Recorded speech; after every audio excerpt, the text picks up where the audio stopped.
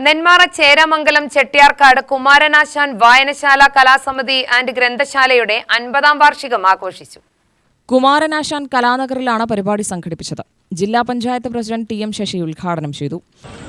പണ്ടെല്ലാം അത് നാടിന് ശരിക്കും ഗുണകരമാകുന്ന രീതിയിൽ മാറുമായിരുന്നു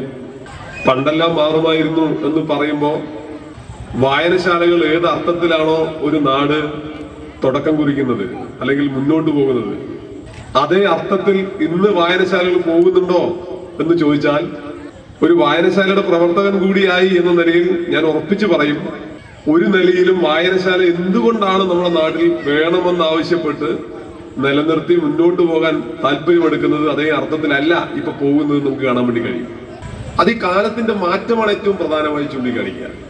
വായന എന്ന സംവിധാനം തന്നെ പതുക്കെ പോയിക്കൊണ്ടിരിക്കുകയാണ്.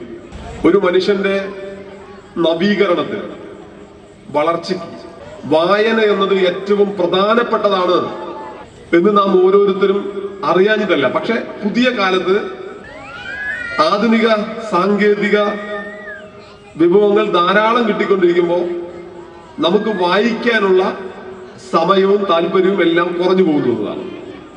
സമിതി പ്രസിഡന്റ് സി എസ് ഷിബു അധ്യക്ഷനായി. ഗ്രാമപഞ്ചായത്ത് president R Bijukumar, T Ashok Kumar, C C Unnikrishnan, D K Deepu, B Balakrishnan എന്നിവർ പ്രസംഗിച്ചു. വിവിധ കലാപരിപാടികളും അരങ്ങേറി.